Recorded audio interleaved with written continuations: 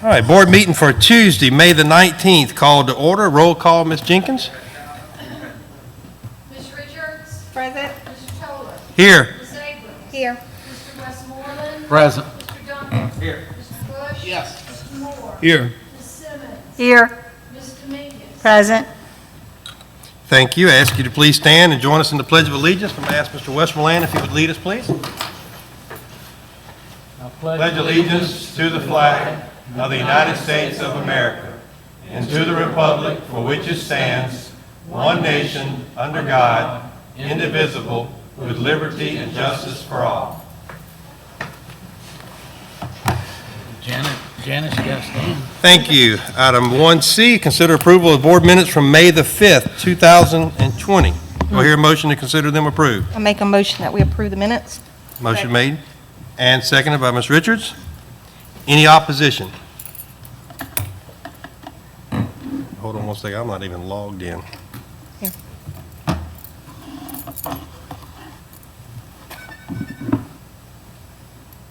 Tell you what, I'll log in while we do this. Get right into the superintendent's report. Yeah. Ms. Dilley? Thank you, Mr. President and the board. I'd like to, first of all, start off by recognizing one of our high school principals.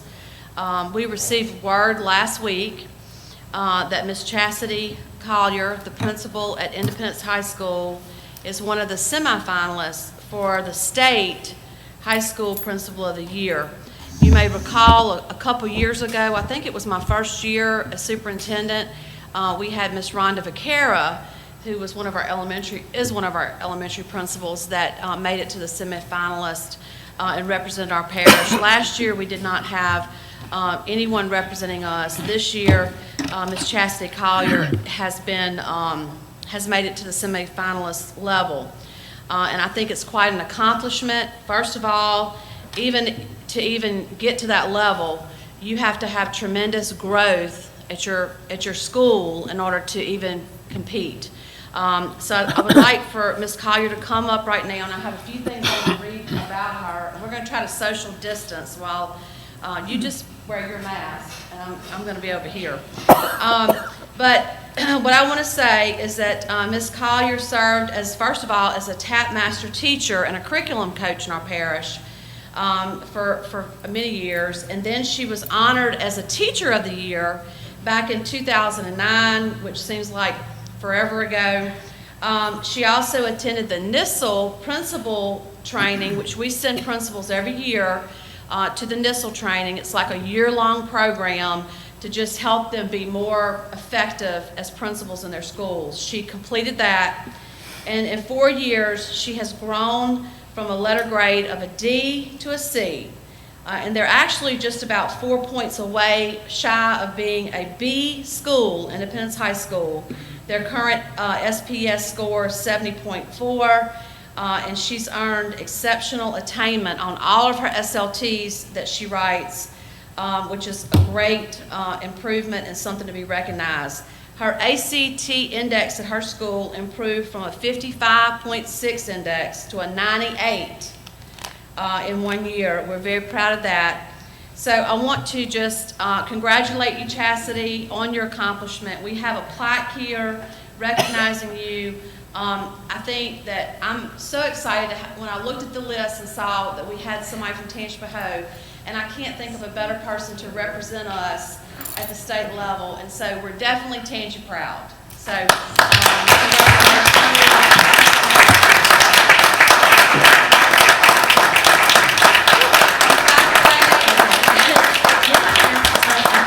Speak and breathe. I see she has her fan club back here. She does. I know that we're kind of pressed for space and numbers, but I'm so honored to be here tonight and honored that you're honoring me and recognizing that I've made it to the semifinals for Principal of the Year for the state. And as I said to the reporter for the Daily Star, that I was shocked, not shocked in my ability, but just shocked because there were hundreds of principals that were candidates for Principal of the Year. And in order to make it to the semifinals, they chose 24 of us. So to have made it to the top 24 out of all these great leaders that we have in our state, I was shocked and honored all at the same time. And I'm so proud because Tangipahoa is home, and I'm a product of our public school system. I went to Independence Public Schools my entire life. I've lived in Independence. Even after going into the military and returning, I live here in Independence at home. So I'm very proud to be here at my alma mater, very proud to represent Independence, the community, and Tangi. You all, or past board members, have approved for me to go to many different trainings all over. You have invested in me, and so I thank you for that, because just like anything, we have to really hone our craft, and you never really arrive at the top until all of our students are graduating. 100% of our students are graduating on time, college and career ready, scoring advanced and proficient in mastery on our state test. We haven't arrived. So we still have a long ways to go, but we have come so far. And I'm just so honored to represent our district, represent my hometown, and I want to thank my family and friends and town leaders that are here tonight. Let them stand up. It's just such an honor, and I want to make it to the finals. They will pick 9 out of the 24 of us. I turned in my round 2 artifacts, and on Sunday, they're due tomorrow. I want to make it to the finals. I want to make our district proud. I feel like I'm a strong candidate, but again, there are so many others that have done the same thing that I've done at Independence, and I did not do it alone. I want to make sure that I make that clear. I did it with a group of people, one of which I see, 2 of which are here, my counselor, Ms. Ronita Walls, and Ms. Pauline Williams, my literacy specialist. They are amongst 2 of the people that have helped make this possible. I'm just the face of the school, but other people have done the hard work as well. And I'm just so honored for our district. I want to bring a win home because it's a win for all of us. It's a win for Independence, the community, and for our district. So again, thank you. Thank you, Ms. Stilley. Thank you to Ms. Robin Abrams, my board member, and just everyone, Dr. Hurst, Mr. Jinko's here, and just Ms. Lisa Fassell, my direct supervisor, could not be here tonight, but she is just my backbone, my support. I just can't thank her enough for all that she's done. So thank you again so much. I'm very, very honored. Thank you.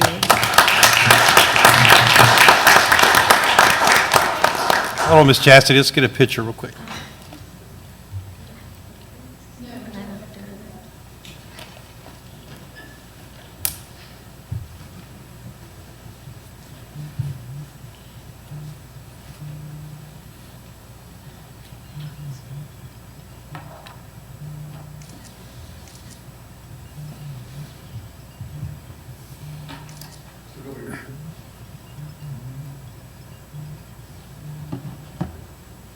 All right, thank you again, Ms. Chastity.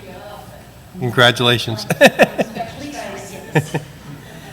All right, item 2B, consider approval to refer revisions to policy JBCC to our policy committee. Do I hear a motion for that? Move to refer. Motion made by Mr. Duncan Second. to refer, Second. second by Ms. Simmons. You want an online vote, Ms. Jenkins? Yeah, that's an online vote. If you're logged in, we'll online vote. If not, you can voice your vote. Online voting is now open. Miss Jenkins, do you have that on your screen? Because I left my copy at home. No, I do not. Okay. I have a copy if you need it. No, I left it. Mine was at home. I was just wondering if anybody wanted to know what it was. Ms.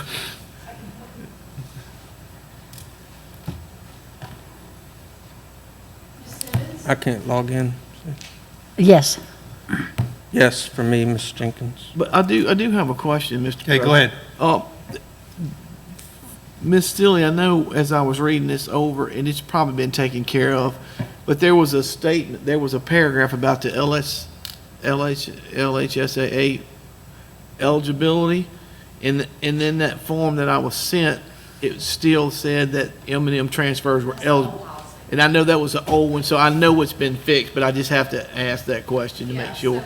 So once the court approves the consent agreement, then we align our policy to Okay. that, which says that, we'll make Gotcha. sure our policy says that. And we want to wait until that's a finalized process. Okay, I was just checking. Okay, so while we're discussing, is that going to affect the athletes this coming fall, you think? Are we going to have that ready for them, or? Well, Mr. In the middle of a vote. Yeah, we're in the middle of voting. Oh, I'm sorry. So, I mean, and that's, if you can hold these questions till we come forward I'm with the cool. policy committee, all we're doing now is just sending it to policy. No, I'm cool. So, I didn't mean to shut you off, No, but no. It was, I just read that paragraph and, I didn't want to get things out of order. no, cool. Bush, Yes. Mr. Richards, Yes. motion passes. All right, motion carries. Thank y'all. Okay, item 2C, update on pandemic electronic benefit transfer. Ms. Dilly. Yes. I just wanted to update the board and the public about the opportunity for additional funding for families through the pandemic, what they call the EBT program. Families can go online, they can actually go through our website, that's the flyer, and they can apply to receive $285 per student that's enrolled in our system, and it's a one-time benefit. There's also, on that flyer, there's a phone number that parents can call if they have trouble with their application, and then also there's an email address as well. And we have pushed this out on our Facebook page and on our website and through, other media outlets, just to make sure that families are getting the message out, getting that message. And on Monday morning, when it opened up, I think the system just kind of backlogged because there were so many families in Louisiana going online to apply for that. So I just wanted to publicly say it in case there's anyone out there watching a live feed but maybe missed the communication about it. And they have a few weeks to get that done, to get that application completed online. Any questions about that? Yes, Yes. because I've had several calls on that one, is that this year's seniors, some of them are 18 years old, which makes them not qualify, correct? The flyer says 18 or under. Is it under 18? It says Up children are to, says up to younger- 18. No, it just says Children are younger than 18. age 18. Okay, younger than age 18. So, and that's a Department of Health and, not Health and Hospitals, but Health and, so I think it's Social Services or whatever. But, yeah, it looks like, by reading it again, that it's actually kids that are under 18. So, and we have no control over that. It's a good, I'm glad you brought that out. I think I've been saying 18 and under. DCSF, though. You said something about DCSF? Yeah, I don't think so. they will qualify, okay. Oh, yeah, Kendra followed them on that one? Yeah, but this, So, thanks. Any other questions on that one? Did you About say this one. 18 would qualify? If there were students in our system, Okay, if they're still and they're students. 18, they qualify. Okay. Yes. Yeah. All right. If I can, any other questions about that particular one? I'll just do each item and then take questions, if that's okay. and preschoolers, they called me, they asked about preschool, If they're in our system, as long as they're in the system. Okay. if they're a student enrolled in our system. Yes. The next thing on the agenda is I wanted to talk about the alternative to our graduation plans for seniors. And I want to update the board on all the conversations that's been happening about this. We've been waiting to get to, well, first of all, let me back up. In the month of May, we had the senior celebrations, which were the pictures, almost like a PowerPoint type video thing of our seniors for each of our schools on the night that they were supposed to have graduation. We were waiting, and we really were holding out hope that we could have the traditional graduation that our students and families were looking forward to. And so we reached phase one. Right before we reached phase one, we had our principals really trying to think about how they could do graduation for phase one, phase two, how could they, keeping all those guidelines in mind. So they've been working a lot. They've talked a lot about this together as a group and individually with Ms. Fussell and Mr. Jenko. At the end of last week, the State Department put up on their website, they have a frequently asked questions document. It's on page 5, I think, Cindy. They put this out because we were having calls with the Department of Ed we were having it twice a week. Then we backed down to once a week. And one of the times that we were on the call in the very beginning, I put in a question about graduation guidance because it was something that they had not discussed. So they put out on this document, you look here, I think it's, the question is guidance on graduation ceremonies, and you'll see, first of all, the virtual graduation ceremony guidance. So the department really is wanting, I think, districts to have the virtual or recommending that guidance.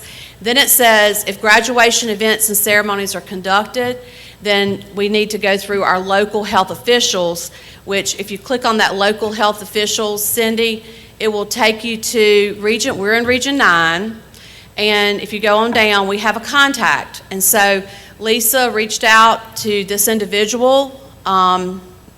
I think she may have started Friday, it may have been Monday, but she had made calls to this individual to talk and to get information. She talked with her, and she said that, with all the scenarios that could happen, and the restrictions that we have in place, really not even a big fan of doing a drive-through type graduation. But we wanted to have something besides virtual. We've already done the virtual celebrations, watch party thing, and we wanted to do something. Our principals had a plan for that, and they also had talked about some plans about doing them in the stadium. So based on the guidance that we have from the Department of Ed and Health and Hospitals, we put out the dates that principals had thought about dates that they could have these. Some communities are following this with parades in their community, and so they've worked with the locals to do some of that. And so we put out today that this afternoon that we would do the drive-through. The seniors would be in their cap and gown. They would, the principals are planning to have a stage set up, and the graduate would get out of the car, the principal would be on the stage, masks and gloves, hand out the diploma to the senior, and they could have a photographer take a picture. The senior will need to be masked when they get out of the car in order to get on the stage and do that. So we're trying to follow the guidelines and the restrictions that are there to not only protect the students but also our employees. The only person that will be on the stage will be the principal or their designee, or they may have maybe their assistant with them, but they'll have to keep that social distancing aspect in play. There's been a lot of time spent on this internally, multiple conversations, because we know and we want our seniors to have the traditional graduation that they've always had. But we also know that it's not happening until possibly the fall. And so we felt like instead of dragging this on, that we needed to go ahead and have some closure for our seniors and their families. Some of them are going into the military. Some of them are going in, they're getting ready for college. Some of them are going to work. And we wanted to be able to bring this to a close, and we can have these within the next 2 weeks and give them that closure. So I wanted to update the board on that tonight, also in the public, and then take any questions that you might have about the graduation, the alternate graduation plans for our seniors. Ms. Simmons? So bottom line, then, when we have this, it's in lieu of the actual graduation at Southeastern Yes. on the stage. I have talked to Dr. Crane on the phone. I've talked to Dawson Primes. Dr. Crane could not commit to any dates. It's, at this point. So the choice is to be in limbo and just wait, or to try to do something within the guidelines. And so this is our option at this time. So when we have to, like, I got a call right before I left from a senior, of course, she was crying, and I don't know her, but she got my number. Anyway, and so our answer to them is, sum it up, what would be our answer? Well, the answer is, at this point, we have two options. One is to wait for a graduation in a stadium or a gym or auditorium or maybe the university center, but that's going to be way later in the fall. So this would allow us to have graduation now under the restrictions that we have been advised by the State Department to follow. And we've talked to the right person about the guidance and what we need to do. So this is what we can do now to celebrate our seniors, have graduation, an alternate graduation program, and let them finish. And we So, won't do it later, though. No. Okay, so would it be accurate to say that the places that we'd like to have it have not committed to letting us have it there? Right, I think the University Center is not on the table at this time at all. Okay. Maybe in the fall, but they're not talking about rescheduling anything at this point.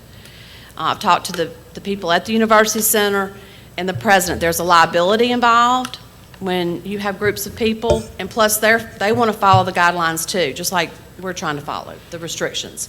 So I guess the bottom line is that we want to celebrate our seniors, but we have to do so within the guidelines that we have. And this is a way that we can do it.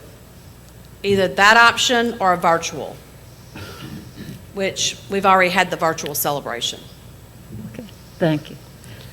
Are you going to let each, over here, Ms. Dilly, are you going to let each high school decide how they're going to do their drive-by graduation? Some questions that came up for LaRondra is, there's 155 graduating seniors. Where are we going to put cars, 155 cars in LaRondra without wrapping around a couple of blocks? Are we going to do like A through E first, show up at a certain time, and then how are we going to do that? The logistics of the graduation and how they'll set up, and all of the principals are doing that. Okay. Now, they have talked with Lisa and Ron about some of the details of that, but what we've advised parents is that this is like save the dates. We put the dates out so that people can know that it's going to happen within the next 2 weeks. But the details will be communicated by the principal and by the school, either through their Facebook page. They'll probably directly email the seniors, number one.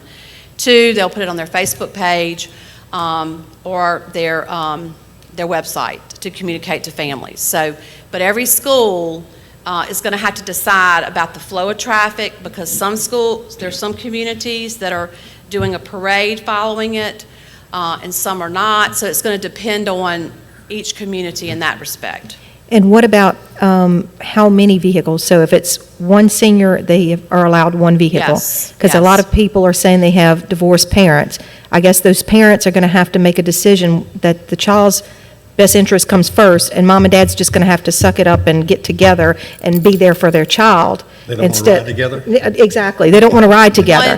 One car per family. The senior would be in the car, and if they're having a parade afterwards, which some of the communities are, maybe, some of the family may be in the car, the parents, and others along the route, whatever. But it's just a very difficult situation for us all to be in. It is. Because There's no easy way to make this happen. there's no answer that we want, which is what we want is we want to have a traditional graduation. All of us do. Yes. Not just the seniors, not just the parents, all of us do. So that's one reason why we've, kind of been planning and putting off, and then, it's like we talked about, we can't put this off forever. Kids want to go on with their lives, and parents want to celebrate now, not later. So that's where we are on that the family thing. I do appreciate the work y'all have put into this, and I have expressed my concerns back and forth about it. Last week, I worked with Coach Stuckey at Sumner, and it was amazing to see. He got a lot of input from students and teachers, and also the parents. There was 4 different plans that he kept floating, And each plan, he would call me, we'd go over it, and then he would call central office, and he'd call me back and go, well, I got shot down. And of course, you and I have already been through that conversation, but I'm probably going to get a phone call from Dr. Lagarde, but I'm just going to say this. I called her last week, and I went through all this with her, because as a business owner, I sat down with the executive order, and we went page by page and line by line to make sure that we were following the governor's recommendation so that we could stay open. If I would have picked up the phone and called and asked them, we would have been closed for 8 weeks. And that's my problem with this situation is the state order, the executive order, puts things into perspective for 25% capacity indoors. And then, John Bell, and talked to him, and he said, outdoors, open the walls up of a tent, get outdoors and spread out and have your events outdoors. And that was coming from our governor. But yet, everything that we do hinges on, and y'all followed the right protocol, but everything hinges on her opinion. And her opinion says, do nothing. Do nothing. Not even a drive-through. Even though we could have 25% capacity inside the church, and I think I've told you today, in jest, maybe we should have all our graduations at Walmart. They have an intercom, they have plenty of parking, and everybody's there anyway. But we can't have something in a football stadium.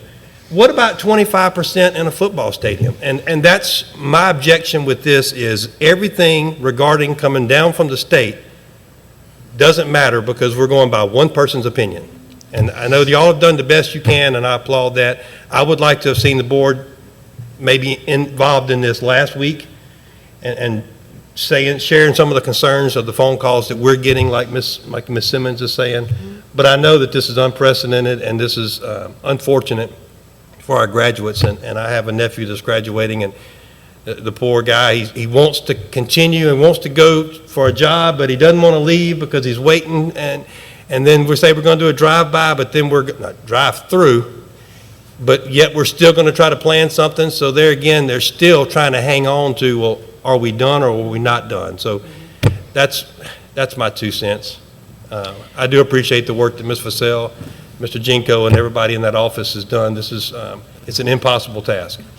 Yeah, it's been probably the most difficult, even more difficult than the whole one-to-one technology and Yeah. trying to figure out all the little nuances to that.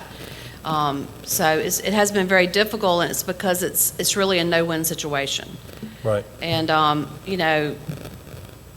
guess if the state had not put the guidance out, and we would not have seen the guidance, we did have our principals planning several scenarios, because depending on where we were with phase 1, phase 2. So it's just been very frustrating and difficult, but I appreciate the words there. Any other questions? So for Ponchatoula High, of course, we have 412 or 18, depending on who participates. I know I went up the day that they handed out the senior packets, the senior invitations, announcements, and they had it for 3-hour time span. It was no problem. Cars drove through.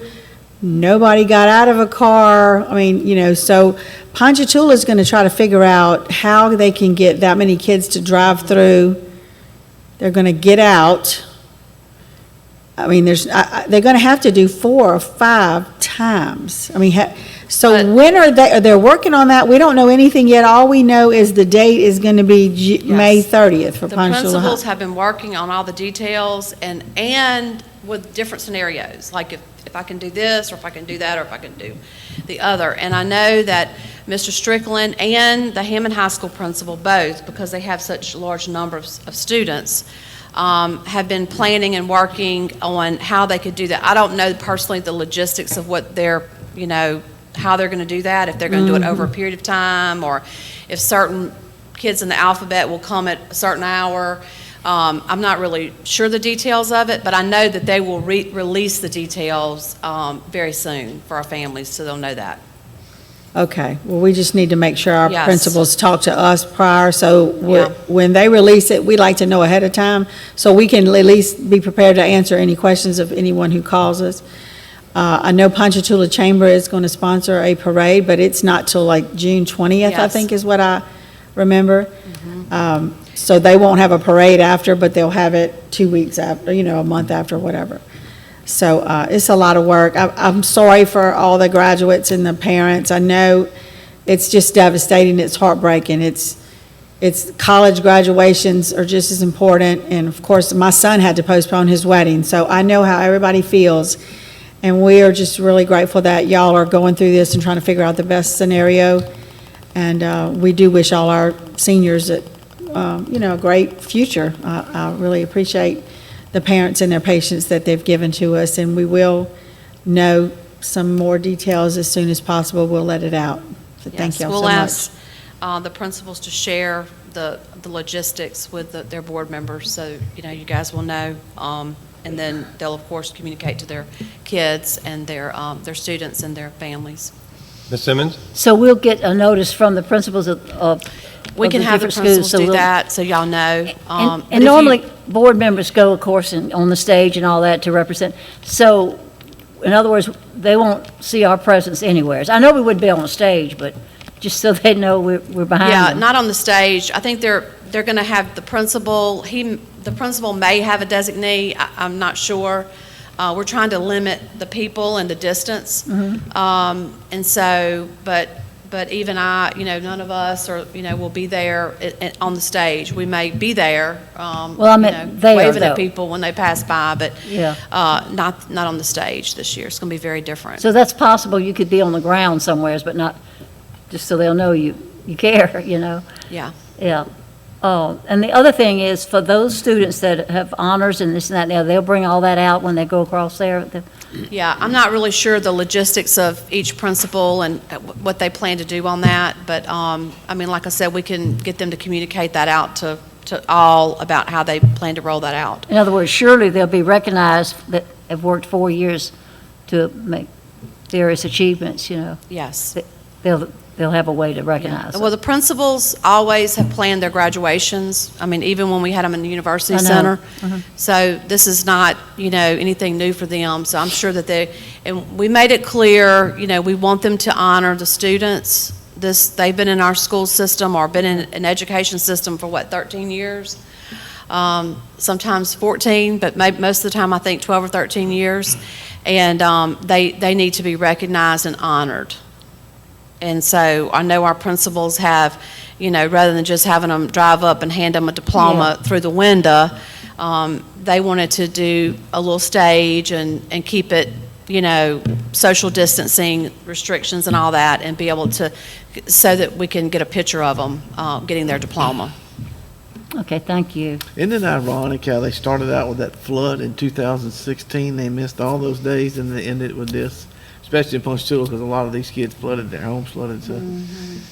Yeah, it's I that mean, same they've been- class. It's the same class, they've been through a lot. It's been tough go. What they say.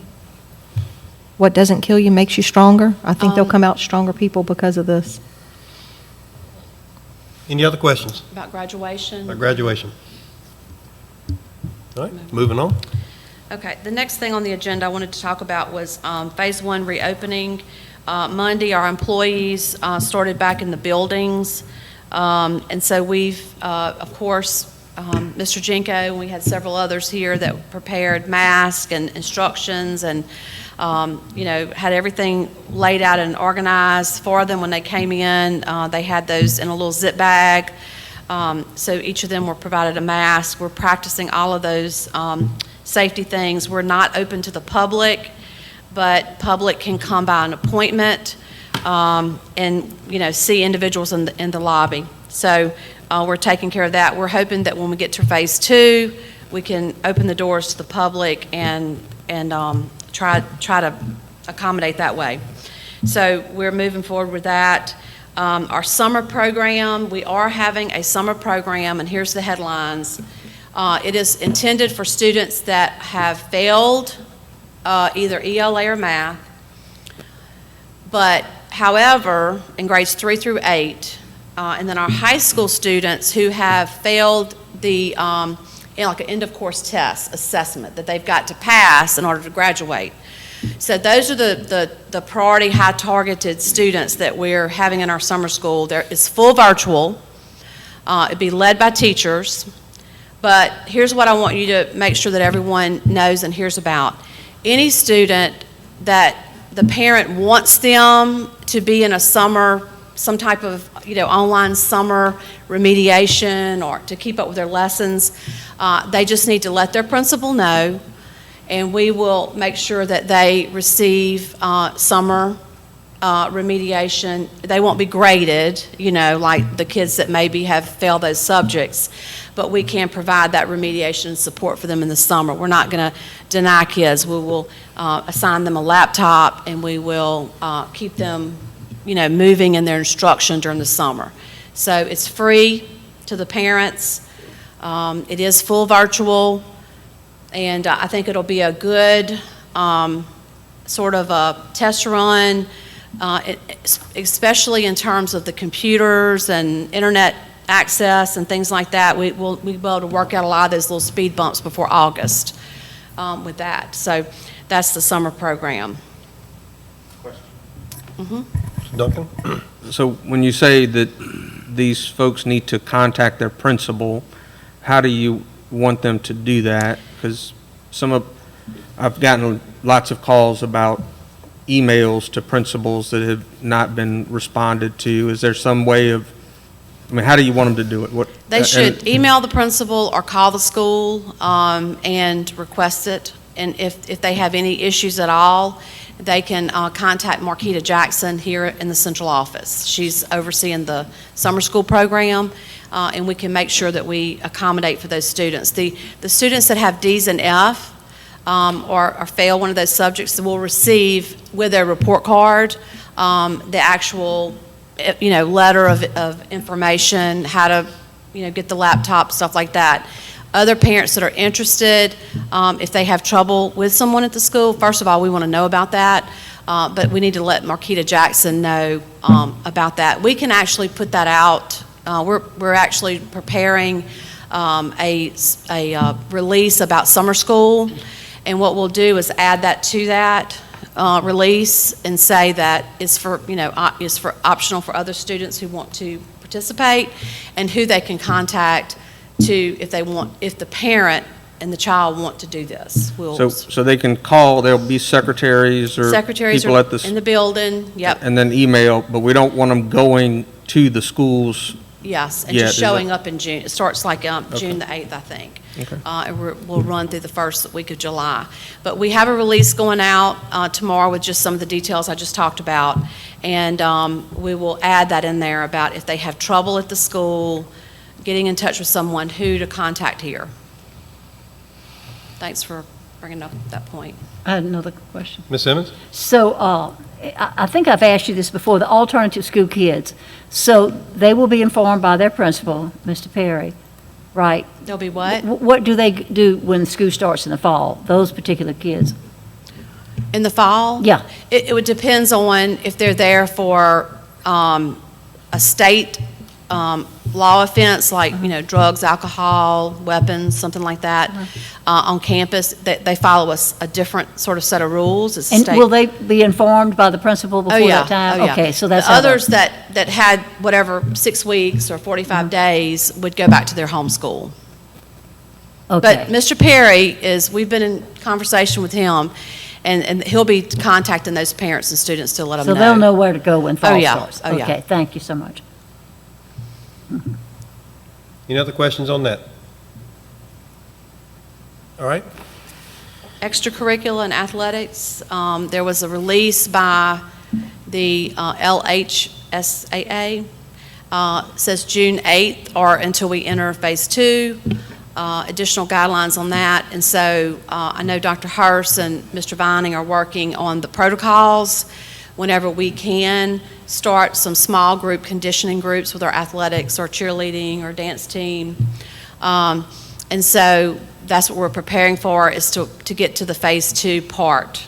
And then there'll be limitations, X amount of kids at one time, washing hands, disinfecting the equipment. There'll be a lot of protocols, and that's what that their team is working on.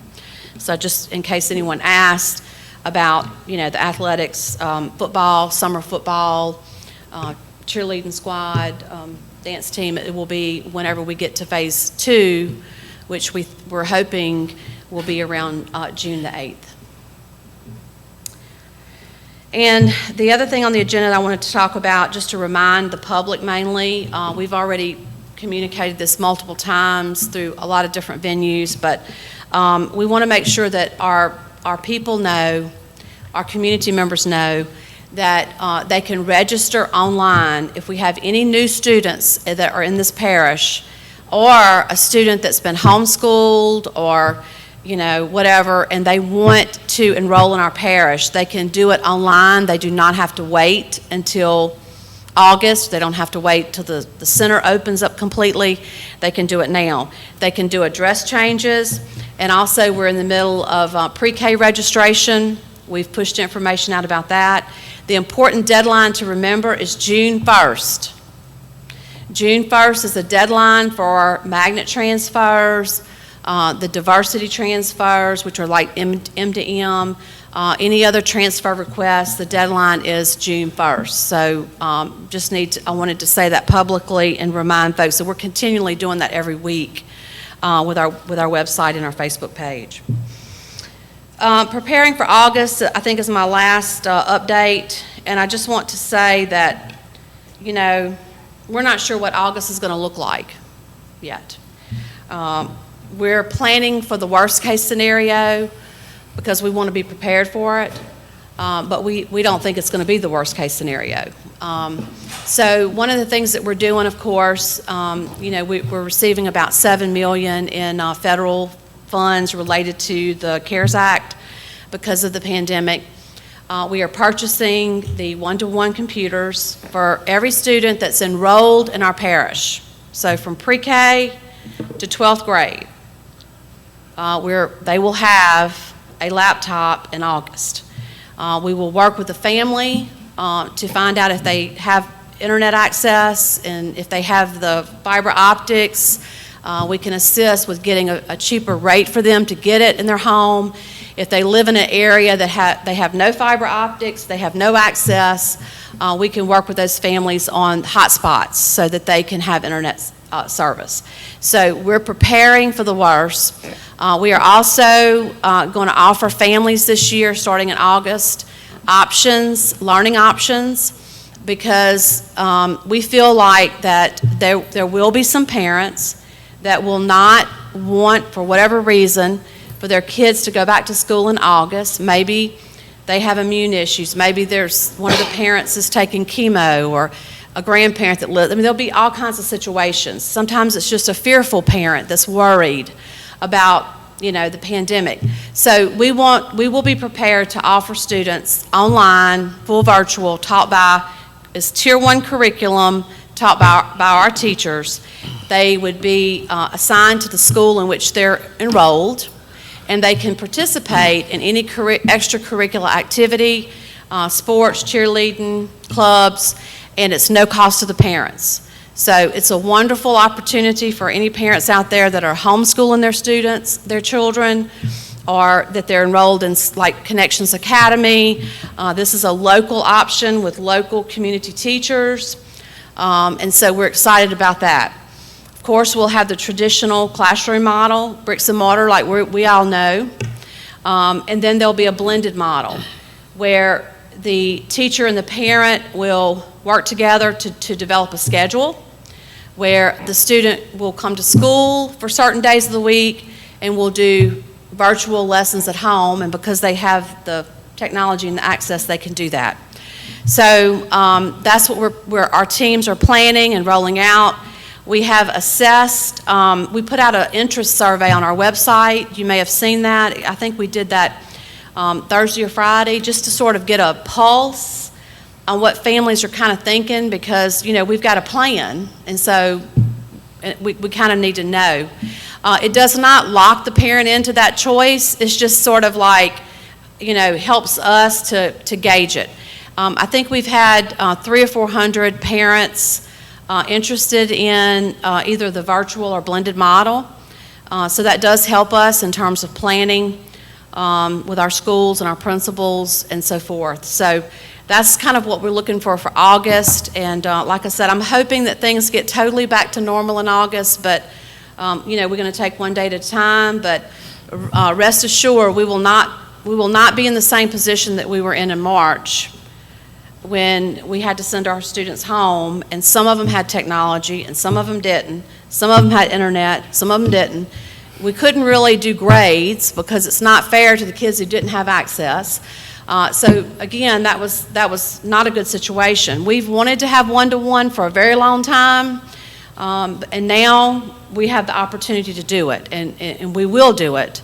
And there's a lot of logistical things we have to work out, like insuring the laptops in case they're lost or broken. There's things like, having trackers on them so that if a student says that they lost the laptop, we can locate it, similar to what we do with our cell phones.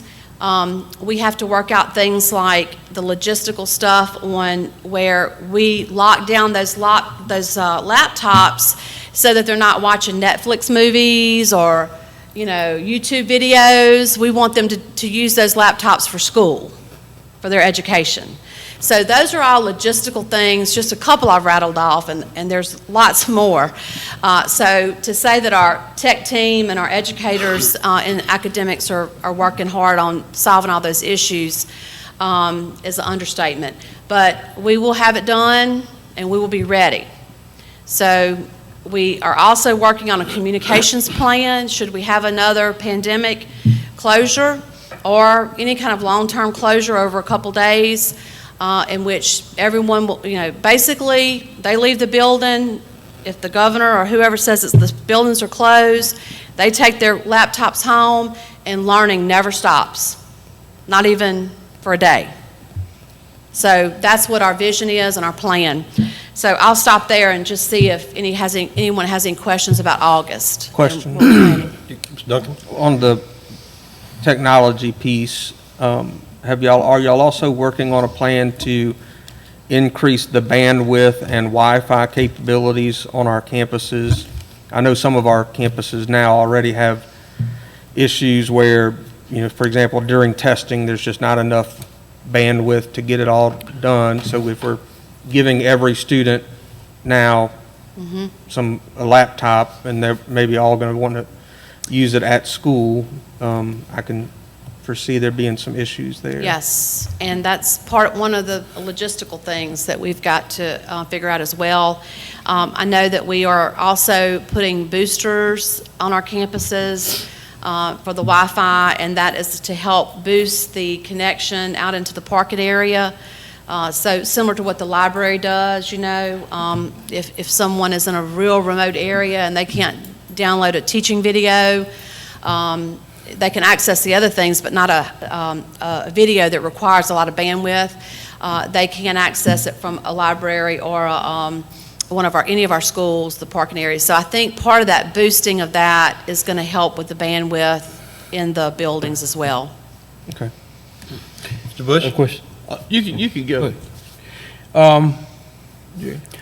Has there been any consideration given to satellite internet? I know that there are several companies that actually offer that. In that, I don't know how you would compare that to the hotspots, if that would be an actual cheaper way to provide internet service. Right. So we're actually investigating all options. And our not only our local tech team, but we've been on calls with the state tech team to help troubleshoot some of these areas, and they've helped. We sent them actually all of our 911 addresses, and they can help us be strategic in terms of, satellite versus other options. Also, Senator Mizell sponsored a bill, for rural bandwidth in the Senate, and so I know there's a lot of activity happening. And I was and she asked me to write a letter, and I did, of support. And I made this point that, in 2020, internet access is not a luxury. It's a necessity. And it should be just like our phone, we can get a landline, we have electricity run into our homes, we should be able to have internet in every home. And so I know there's lots of work at the state level, local level, our team investigating all options to ensure that we can make sure that kids have access in their homes to the internet. So yes, the answer to that question is yes.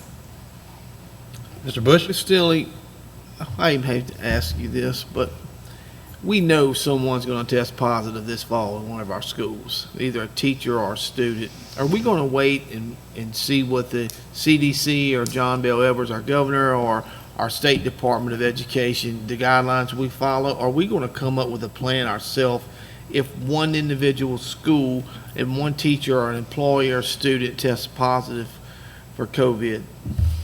Well, I think the answer to that question is we have to follow the guidance that the state has in terms of that. But also, I think under that, we come up with our own protocols. Okay. I think if it's a student, and especially if we will have the one-to-one that's going to assist with continuing their education at home.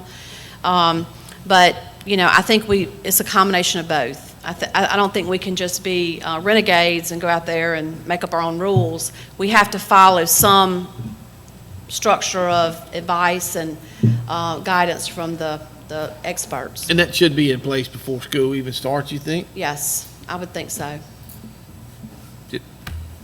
Ms. Richard? One of the concerns with filling out the survey from the parents was, well, we don't know how to fill it out because we don't know about the transportation of the busing. And that was one of the concerns. Well, I would want my child to go to school, but I don't think that they can't visualize social distancing on the buses. So do you have any input on that? And they were willing, they're saying that they were willing to transport if we... Are you talking about for the learning models? No, back to school. Just, they're worried about transportation, Taking to period. school. Well, I am too. Yeah. And so, I don't know what that's going to look like yet, to be honest. I think that, when you have that many children on the bus, that if we're under normal operations, I don't know, will they be asked to wear masks? Right. I don't know. If I were a parent, I would have those same concerns. If we're under a modified operation, which would mean that we have some kids come on some days and some kids come on other days, that would be less kids on the bus on any given day. But I really don't know at this point. We don't know, none of us know, that what it's going to actually be. I think by the time we get to July, mid-July, we'll have a better idea and can plan accordingly for transportation. But I can see, I don't know how to prevent that. I don't know how to solve that problem. It's kind of like the graduation problem. I'm sure that, there's other districts that have the same. We have to work together, brainstorm, think about ideas, and try to come up with some scenarios that, maybe 2 routes where, they're picking up some that not don't have a full bus. I mean, there are solutions, but it's not how we ended the year solutions. Ms. Simmons? The 7 million, about how much will we end up with? I know the non-public schools get amount of it. Right. There's a percentage that the State Department, they actually determine the percentage. And so they're waiting for guidance from the U.S. Department of Education on that. And so, but we'll get, at least 6, maybe a little bit more than that we could spend on our kids in the public school system. Oh, We you don't thinking- know that figure yet. You thinking we might get that much? Yes. But we do not know the figure at this point because they have not finalized the percentage. There's a lot of debate going on right now. But our priority will be the, not broadband, but the internet and all that. The computers for every Yeah, child. computers. And then also the making sure that the family has some type of internet service Okay, thank you. or hotspot. Is it parochial schools too, or just private schools? So the non-public is the school has to turn in there's paperwork they have to do like ahead of time, like it was due, I don't know, March or something. And so it's not just any public or private school, I mean, it's just not any private school or parochial. They have to go through certain hoops, turn in paperwork to be considered to get any kind of federal funds from the district. And I think we have seven, I think it's seven. So there's more private schools than seven in Tangipahoa, right? So, but there's seven that meet the criteria and have done the paperwork. And that's with any federal funds that we receive. There's a portion that they are entitled to. Mr. Mingus? Yeah, well, while you're talking about the money, one of my concerns, of course, in us moving forward, when we get this money, this is going to help us get our laptops or the notebooks or whatever we're going to purchase now. When the money's not there next year, and this is going to help us pay for the hotspots or the internet, that's my concern. I'm sure y'all are, worrying about that. Logistics on that is how we're going to continue to fund after the federal money runs out. So just a couple of things we've been thinking about and what we know will happen is, what we envision is that once, every student has a computer, that, we do not need textbooks, right? Because they're on the computer. And a lot of the workbooks that even younger kids have are computerized now. So what we envision is that we can actually save money in purchasing of textbooks every year that we already have in the budget to offset some of those additional costs that we might incur as what we call reoccurring costs every year, like, the internet access points and things like that. The other thing is that we had a call with the State Department, and there's movement and there's work being done at the national level to make like internet access E-ratable. So currently it is not. It's only certain things are E-ratable. Like maybe it's, I don't know, I'm not technology, but anyway, it's not now. So there's movement happening so that internet access, because, hello, it should be a necessity, it's E-ratable, which we pay about 25 cents on a dollar for any cost related to that, internet access. So then there was another area that we've looked at, like title funds. We could manage and we could set aside certain title funds that we receive through federal grant funding, through the federal, to help assist with some of the costs too. So it's kind of like rethinking some of the expenditures that we have in our budget, and then how can we repurpose that to keep these ongoing expenses that we know will happen. It's definitely going to the children, right? Yeah. So there's no question about, will this really service kids? Absolutely, it'll service kids. So that's part of the conversation that we've been having in terms of trying to think about those reoccurring costs from year to year. Okay, my other question, and someone actually asked me this, I know you're still working on logistics, you're still working on the details of how the actual one-to-one, stay-home, distance learning. So if a person is homeschooled now and they want to register to come back to us, but they don't want to come any days, they want to stay home, will they be on their own to do their lessons, or will they be doing lessons all day with the classroom?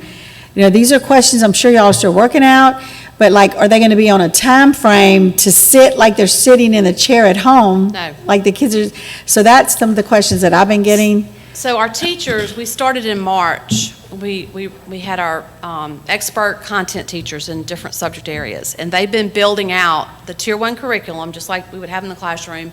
They've been building out that platform for virtual. And so it's not, they actually won't see the teacher teaching in the classroom. If you're full virtual, you're following the curriculum and the layout of the lessons.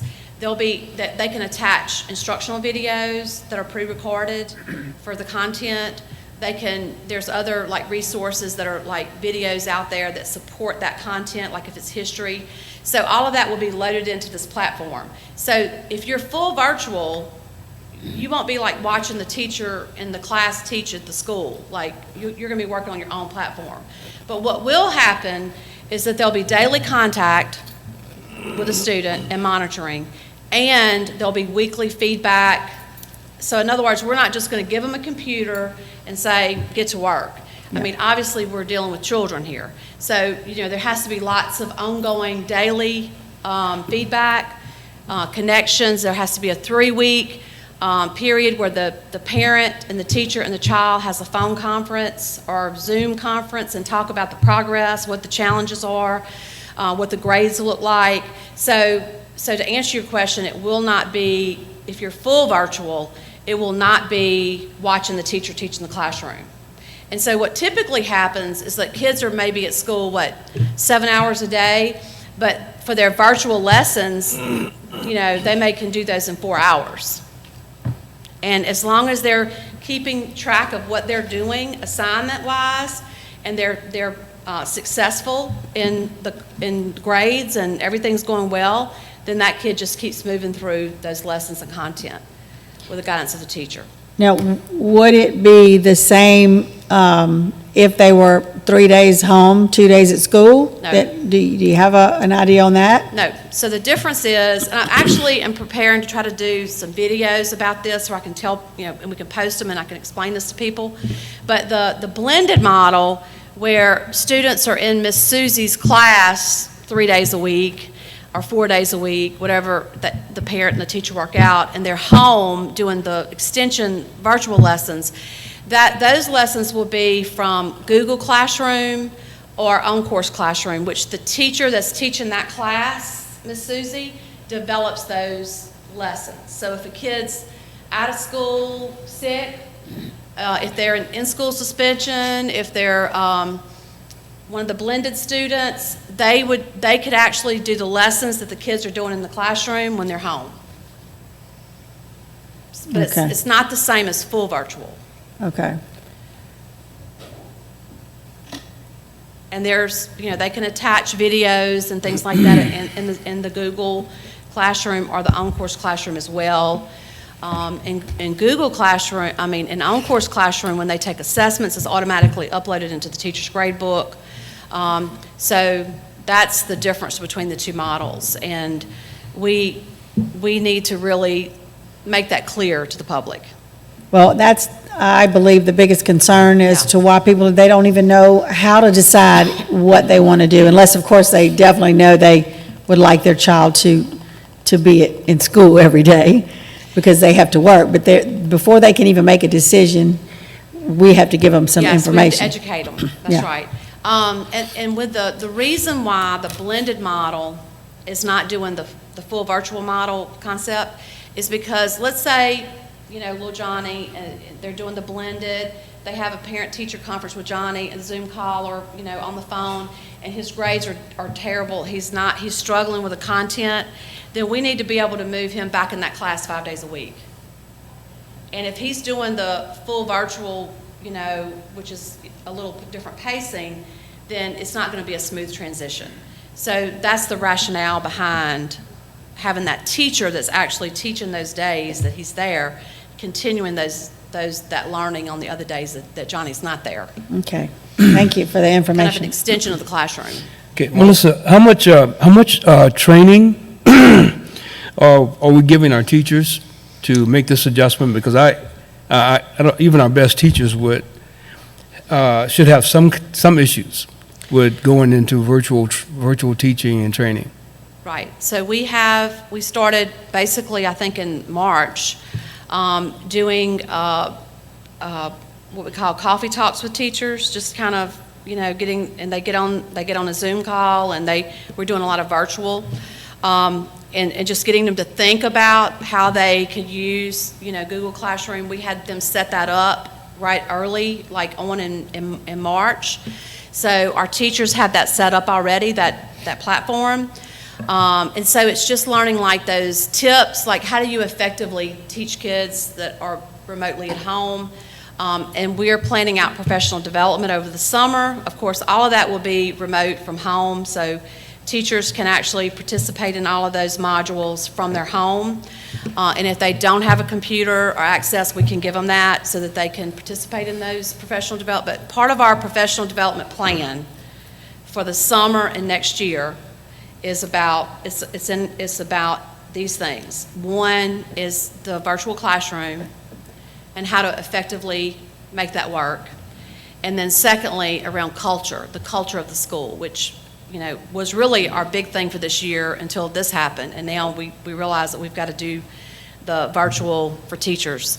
So we have a lot planned for that. We've started it already, but we're going to be doing a lot more. And I have also communicated to the employees and the teachers that it's coming. So they need to take advantage of these opportunities to participate in the virtual stuff. All right, any other questions about August? Hearing none, I'm we'll going to have move. to take a water break here in a minute, John. Any more questions about those? I mean, you can ask. I was just kidding. Okay, I hearing none. think I'm we'll- at the end of my list. Anything else, Ms. Dilly? I think I've said enough. A lot of stuff going on. Yeah, I know. But we're going to get there. Even though it's I'll say this, even though it's a very trying time for our district, and a lot of the things have been very painful, like graduations and a lot of the logistical stuff around technology and all, it is a very exciting time. We are pumped up. Are we pumped up? Because this is our opportunity. Come on, guys.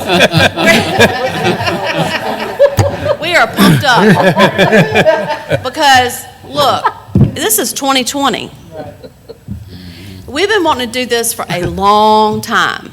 And now is our time. And we are some kind of excited. And so while it's tiring and it's a lot going on and a lot of hard decisions, it's also very exciting. And I feel blessed that we have $7 million to do it. And then we also have the resources of our teams, you know, academic, technology, and everyone else working on all the logistics of how to make this happen. So it's a big challenge, but we'll get there. So I'm just praying for the best in August. But, you know, I'm an optimist. It's a fault of mine. But, you know, we're preparing for the worst, and that's it. Thank you. Thank you. Okay, school board member comments, and we'll start here with Ms. Abrams, and we'll work our way around. I guess I can take my Elsa mask off for a minute. Ms. Dilly, y'all are doing a great job at the central office, just keeping everything going. It's probably been very hectic in these trying times, so kudos to you and your staff. To all of the parents and students out there that are graduating, just know that we feel for you. If this was my child, I would feel the same way, but there's so many things that have been canceled. Weddings. I didn't get to see my grandbaby be born. I mean, there are so many things that are going on in people's lives that everybody feels for them. But we know that they're going to come out ahead with this. It's going to prepare them in life to be a stronger person, to accept defeat sometimes, because we know in life everything's not all cherries and roses. You know, sometimes there's challenges, and this is going to make them stronger to be able to accept things that they would normally not be able to handle. You know, like Randy said, they had the 16 flood when they were freshmen, and now they're seniors and they're having to deal with a pandemic. I think this is only going to make the class of 2020 even stronger. To the parents out there, just try to support your seniors. There's so many things. This is about them. It's not about the parent. Although you put them through school for 13 some years, this is about them, and just try to support them as much as you can, because there's no easy way to get through this. My heart bleeds for all of them, and we want to wish the class of 2020 just the best of luck. Thank you. Mr. Moore? Okay, I know Batman doesn't take off his mask, but he doesn't cover his mouth either. I just want to encourage the students. I know that this has been a year that's different from the graduating seniors, I should say. And this has been a different year than any other graduating class.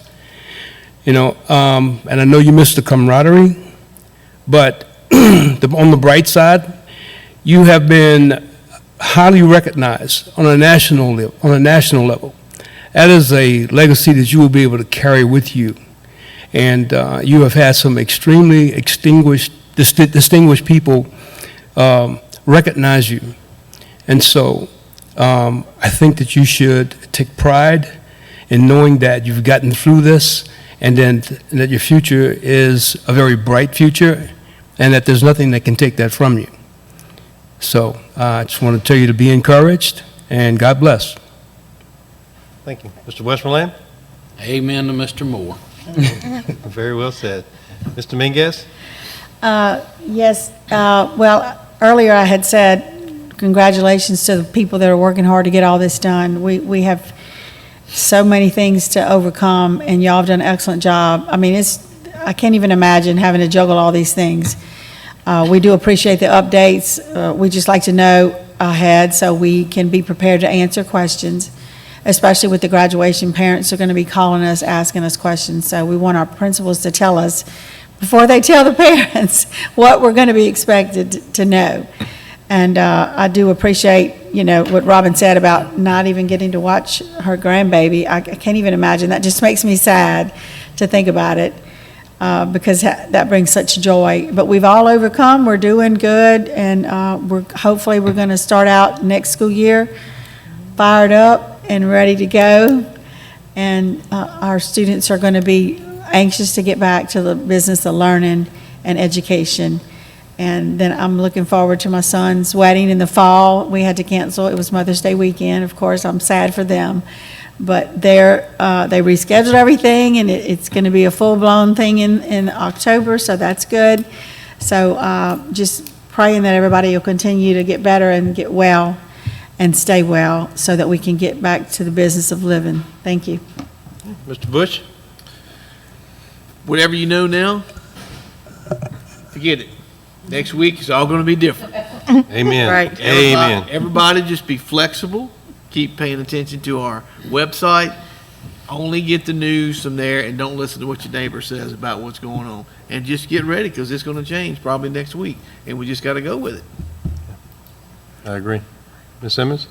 I imagine the technology department has already put a request in for a raise, huh, with what they're going to be doing this fall. I've been thinking a lot about them. Anyway, we thank God for them, but also, too, Ms. Stilley, we thank you for all that you've been doing, and of course, you're right on the top of our prayer list at home every day, that God will give you the wisdom and the insight to be able to handle these situations in these most difficult times. Also, too, I'm excited tonight because one of our board members is now a college graduate, and that would be our president, Mr. Tom Toller. And so proud of him, and I don't think it's late now, because I was at least in my 50s when I went back to get a master's degree, and I thought that was old then, but as I look back, that was really young. Gives a new meaning for a senior trip, right? That's right, that's exactly right. But we're so proud of you, Tom, for that accomplishment. And seems like I had one other thing, but that's part of not being as young as Tom. I can't remember what the last comment was, but I guess that ends it for me. Thank you. Mr. Duncan? No. Ms. Richards? I'd just like to say thank you, too, because living with a 2020 graduate has been really, really rough, because they come up with all the questions. And one of the things I'm glad we have brought closure with the dates, because that's what they needed and that's what they wanted, was, okay, everything else that we were doing and everybody was doing, well, I just want to know when. And so now we have the dates, and I'm proud of that. On another note, I'd like to offer our condolences to the family of Philip Williams, who was also my pastor, and he was also a Tangipahoa Parish Sumner employee. And we just want to say on behalf of the board that we send our condolences to the family. Absolutely. Mr. Toller, I forgot I wanted to say one thing. All right. Tomorrow, the Bessie Board, the Board of Elementary and Secondary Education will be meeting to hire a new state school superintendent at 9 o'clock in the morning. I'm not sure if it's going to be a live meeting or sometimes they are, but anyway, y'all be in prayer for that. We can't tell them who to hire, but we can sure ask them to hire the most qualified person that has the education background. So if you have a need or you want to reach out to Bessie, that's tomorrow morning, Wednesday morning at 9 o'clock, and hopefully we'll have a new superintendent in the next few days. Absolutely. Thank you. And it doesn't happen a whole lot, but Mr. Bush and I absolutely agree on this wholeheartedly. Whatever we think now, don't worry, it's going to change. I'll change my mind tomorrow. So But I would like to add on that when people have, and I've had bus drivers and teachers reach out to me or stop me and say, look, what about August? What are we going to do? We don't have a crystal ball, we don't know, but in my heart of hearts, I honestly believe that the scientific world, the political world, and will all meet a general compromise, and we will find a way to move forward, because we always have had threats, we've always had viruses, and that will not change in August.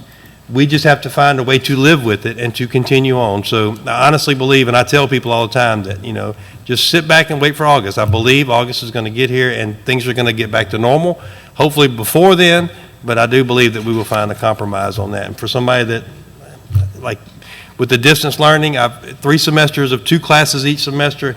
It is not easy for some people doing distance learning. You have to keep your own schedule. So for kids that think that they can just sit home and do this, it's not easy. It's going to be challenging on them to keep up with their work, and somebody's got to monitor them closely. And I know that y'all are well aware of that, and y'all are working through that. So, Oh, one last thing. all right. Very much congratulations to Chastity Collier. So proud of her at Independence High School and all she's accomplished there. And the town and the community is backing her 100%, and we hope to see great things at Independence High School. Absolutely. And I'll close with saying that I want to congratulate the staff, Ms. Fussell, Mr. Jinko, Superintendent. I know it's a lot of things that they've had to handle lately, and this is unprecedented, like we've said several times before, but we will get through this. So, anybody else? Anything else? Ms. Dilley? Nothing else? Meeting adjourned. If no public input, I'm assuming? All right.